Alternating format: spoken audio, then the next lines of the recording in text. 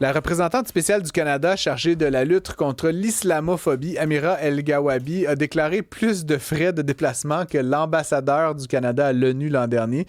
C'est ce qui ressort d'un article du journal. J'en parle avec Nicolas Gagnon, qui est directeur Québec pour la Fédération canadienne des contribuables. Bonjour, M. Gagnon. Bonjour, Monsieur Gosselin. Merci d'être avec nous. Je pense que c'est la première fois qu'on se parle et certainement pas la dernière. Dites-moi donc, selon vous, bon, le montant qui est avancé, là, c'est qu'elle aurait dépensé 54 000 là, et des pépettes pour 31 déplacements en 2024 et ce serait près de 120 000 depuis 2023 qui auraient été là, engloutis dans ces différents voyages, différentes missions à l'étranger. Est-ce que c'est beaucoup? Vous regardez plus ces chiffres-là que moi, généralement. Est-ce que c'est beaucoup? Puis ce serait quoi un chiffre qui vous paraîtrait raisonnable si ce n'est pas celui-là? Ben, c'est beaucoup parce que quand on regarde, par exemple, la facture, c'est quand même pas loin de 120 000 ou 4 000 par mois depuis qu'elle est, pardon, 120 000 au total, mais 4 000 par mois depuis qu'elle est entrée en fonction. Mhm. Faut rappeler qu'elle a été nominée seulement en janvier 2023, donc ça fait quand même beaucoup de voyages depuis ce temps-là, pas loin de 31 voyages pour 2024. Donc, c'est sûr qu'avec le nombre de voyages, on s'attend à voir la facture augmenter quand même assez drastiquement. Ce qui est quand même assez surprenant, comme vous l'avez dit initialement, c'est qu'elle a réussi à dépenser davantage en voyages que le délégué du Canada aux Nations Unies, qui est quand même Bob Ray. On s'entend que s'il y a un fonctionnaire qu'on s'attend à avoir voyagé assez souvent, c'est probablement lui. Ou est-ce qu'on pourrait peut-être excuser ses déplacements? Il est arrivé à être beaucoup plus modeste ne serait-ce que de quelques centaines de dollars, mais c'est le comparatif qui est assez intéressant à faire là-dessus. Donc, la première des choses qu'il faut se poser ou du moins la première question qu'on doit se poser quand on voit l'ensemble de ces dépenses-là, c'est est-ce qu'elles sont tous justifiables? Parce que 31 voyages pour 2024 pour pas loin de 54 000 en frais de voyage, c'est quand même énorme pour des colloques et pour des conventions à l'international. Et même que déjà pour cette année, quand on regarde les faits, les chiffres les plus récents, surtout entre janvier et juin 2025, elle a déjà dépensé pas loin de 30 000 pour la moitié de l'année. Donc, elle est sur une belle ligne pour dépasser en fait les dépensements qu'elle a accumulés l'année dernière. Donc, déjà que son poste lui-même a été vu controversé pour plusieurs raisons politiques. En plus, il faut rappeler que son salaire lui-même, c'est quand même un salaire qui est assez important. Selon le décret du gouvernement fédéral, c'est un salaire qui est supposé être entre 162 000 et 191 000 par année. À ça, on ajoute les dépenses de déplacement. Ça commence à faire cher sur le dos des contribuables.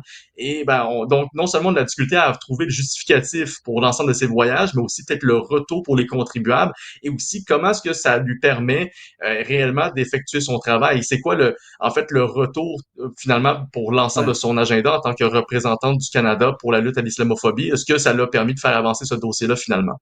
C'est ça, c'est qu'au final, elle fait des voyages et, et rien n'en revient. Il n'y a pas de rapport, il n'y a pas de rendu. C'est vraiment pour sa propre gouverne et ses propres contacts. On a l'impression de subventionner ou de financer quelqu'un qui développe son propre réseau sur le bras des contribuables de dépenses publiques.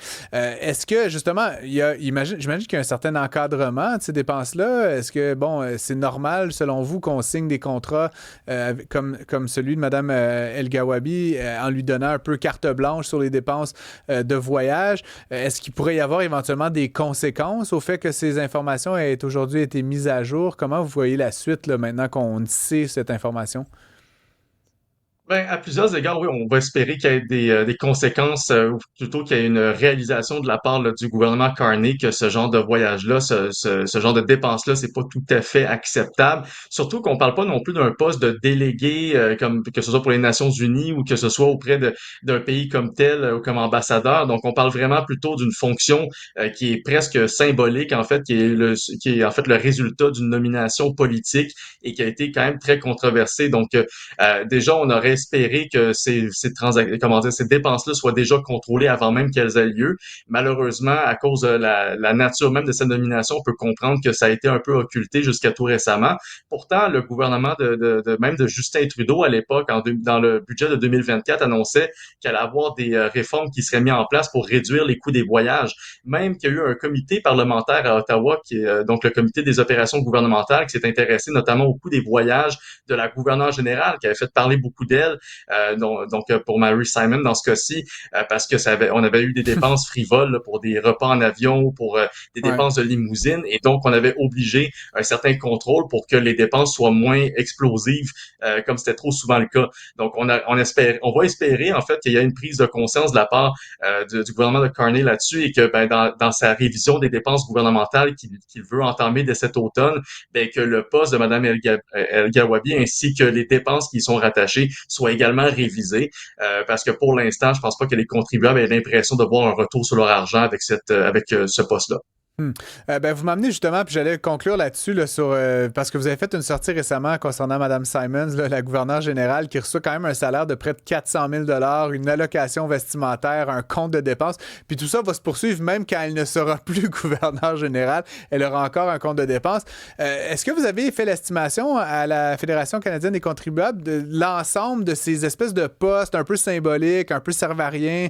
Je veux dire, là, on parle de Mme El Gawabi, rapidement, là, ça fait 300 000. La gouverneure générale, ça fait comme 400-500 000. Je veux dire, il doit y en avoir des tonnes là, de ces espèces d'individus symboles là, qui ne produisent pas grand-chose, qui sont payés. Puis encore une fois, personnellement, je suis toujours un peu, 100 000, 200 000 à l'échelle du Canada, c'est pas grand-chose, mais la somme de ces individus-là, ça finit par se traduire par des dizaines, des centaines de millions de dollars. Avez-vous, à quelque part, là, dans votre petite poche arrière, une espèce de somme de toutes ces dépenses frivoles et un peu inutiles?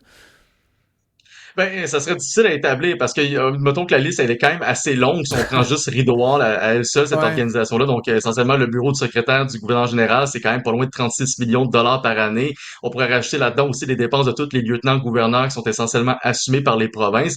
Mais pour revenir, par exemple, aux fameux avantages, aux privilèges de la gouverneure générale, donc dans ce cas-ci de Mhm. Mary Simon, mais c'est des privilèges qui reviennent à toute personne qui occupe cette fonction. On a fait l'exercice pour cumuler, en fait, le coût des pensions des gouverneurs généraux qui sont quand même de 150 000 dollars par année, avec le compte de dépenses de 200 000 dollars par année qui s'y additionne.